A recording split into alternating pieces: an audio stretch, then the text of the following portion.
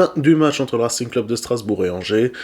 C'est la fin même aussi des espoirs européens pour Strasbourg, puisque mathématiquement c'est cuit, c'est totalement cuit maintenant pour nous, on sera uniquement en Ligue 1 l'an prochain.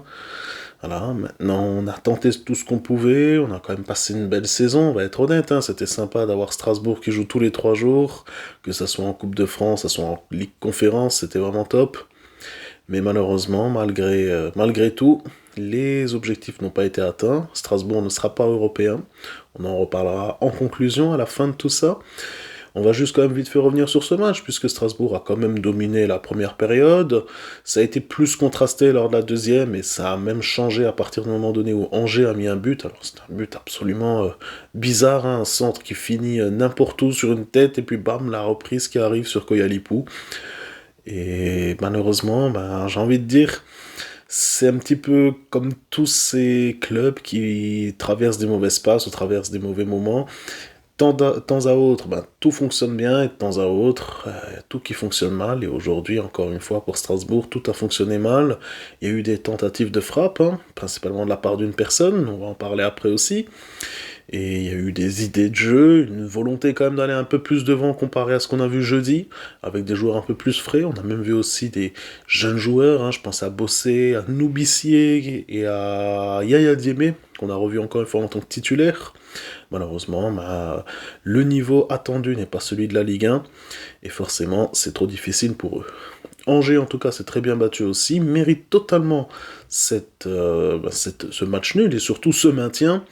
À noter que c'était assez émouvant, puisque Pierrick Capel a tiré sa révérence aujourd'hui du côté d'Angers. Il jouera peut-être quand même le match prochain, mais en tout cas à domicile, c'est cuit pour lui. On va passer au top côté Strasbourg, puis on se taperait au top côté Angers. Mais avant toute chose, encore une fois, n'hésitez pas à mettre un petit like, à commenter, à suivre, à partager. Je tiens à dire d'ailleurs que je suis sur Facebook à présent, hein.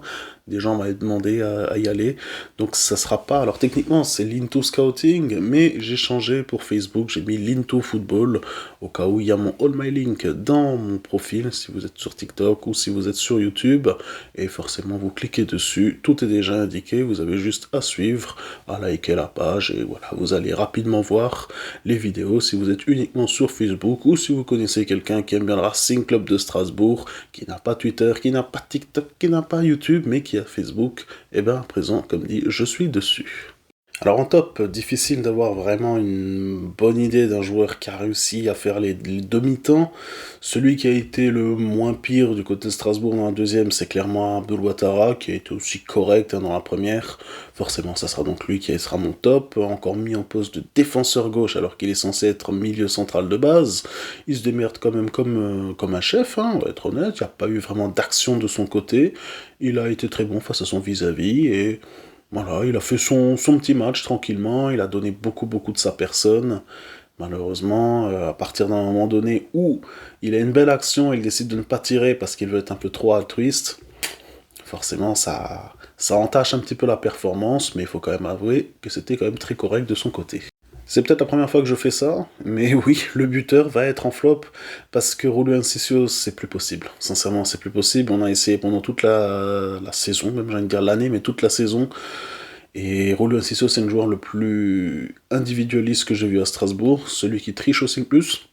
Quand il veut jouer, il joue, quand il veut pas jouer, il ne joue pas. Aujourd'hui, il avait quand même l'envie de jouer, et elle était vraiment très présente. Le seul problème, c'est qu'à partir d'un moment donné où il y a 9 tirs, et 6 tirs qui finissent à Fulvisheim, ça ne pardonne pas.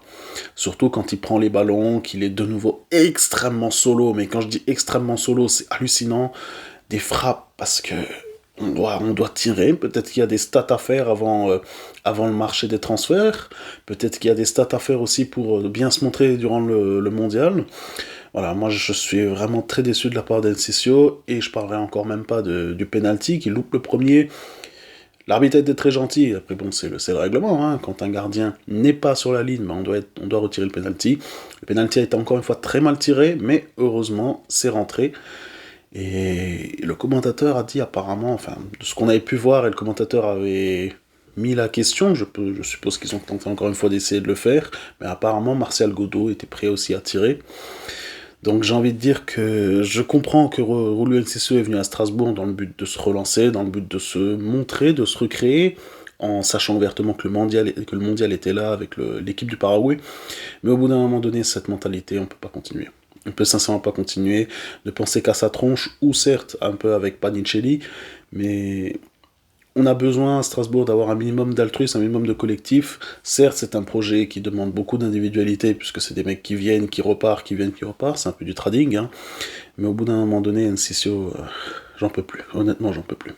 En top côté Angers, c'est le monsieur qui a un petit peu changé à la tête d'Angers, c'est Koyalipou, le buteur d'ailleurs, hein. C'est lui qui a réussi à mettre un peu de peps côté offensif Angers, et ça a vraiment vraiment fait du bien pour eux, sa rentrée, hein, il faut être honnête. Et puis j'ai envie de dire aussi que sa vitesse et sa force est très très très important pour un joueur de son âge aussi, je crois qu'on a le même âge d'ailleurs, on a 26 ans tous les deux. En tout cas, j'ai envie de dire très bonne rentrée de sa part, je vais le mettre en top, et forcément, quand on marque un but, on prend des points.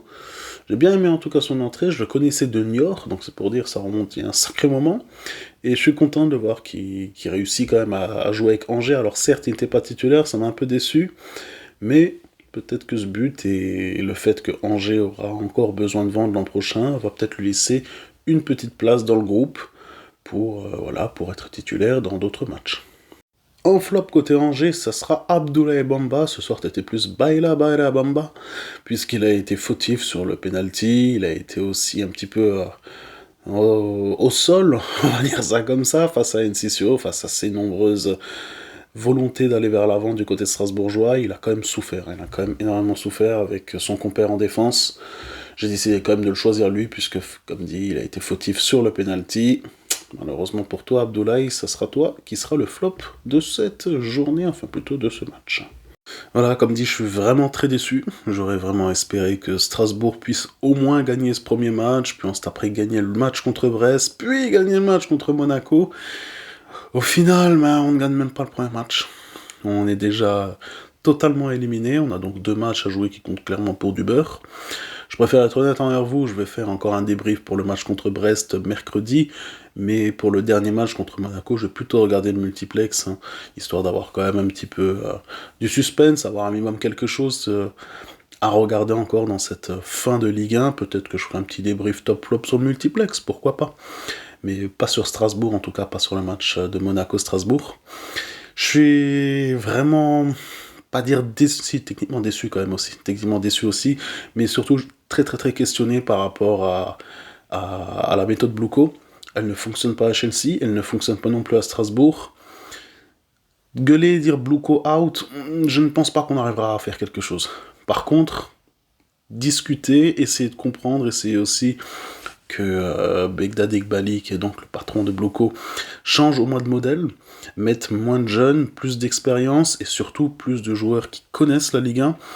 J'ai pris l'exemple la dernière fois sur Twitter, on a eu 3 joueurs qui sont venus de Ligue 1, les 3 ont été... Allez, on a eu 2 réussites, et un peu, on va dire, mitigé. Les 2 réussites, c'est de Gueladoué, Mamadou Sarr, et celui qui est mitigé, c'est Félix Le Maréchal. Mais Félix Le Maréchal, on rappelle qu'il a été quand même très présent pour nous la deuxième partie de saison de l'an passé. J'ai envie de dire à Bluco qu'ils doivent arrêter d'aller acheter des joueurs, que ça soit en Norvège, que ça soit je ne sais où, qui prennent ouvertement des joueurs en Ligue 1, qui ont déjà le niveau, qui sont déjà parés. Peut-être des joueurs, certes, qui ont moins de 22, 23 ans, ok, et on met juste 1 ou 2 mecs par ligne qui a de l'expérience. Je sais qu'il y a des mecs comme Jonathan Klaus, par exemple, et si maintenant on lui met un bon petit salaire, je vois pas pourquoi il dirait pas non à Strasbourg. Il est strasbourgeois, il est alsacien, on peut le faire. Mais pour ça, il faut que Bluco décide de changer de modèle, et surtout que les 2 directeurs sportifs de Chelsea, Paul Winstanley et Lawrence Stewart, décident de faire un peu de boulot, bien travailler à Chelsea, et arrêtent de piquer nos joueurs en pleine saison. Je peux comprendre qu'on est dans un modèle de multipropriété, mais il y a quand même un minimum de respect à avoir envers le 2e club, et cette année on ne l'a pas eu. Et si aujourd'hui on n'est pas européen, c'est principalement parce qu'on a perdu notre entraîneur, parce qu'on a perdu Mamadou Sarr du côté de Chelsea, donc en janvier, ça c'est pas normal, et j'espère sincèrement que cela a peut-être appris à Bluco que ne pas toucher Strasbourg durant la période d'hivernale serait peut-être une bonne chose. On se reverra donc mercredi pour le débrief contre Brest.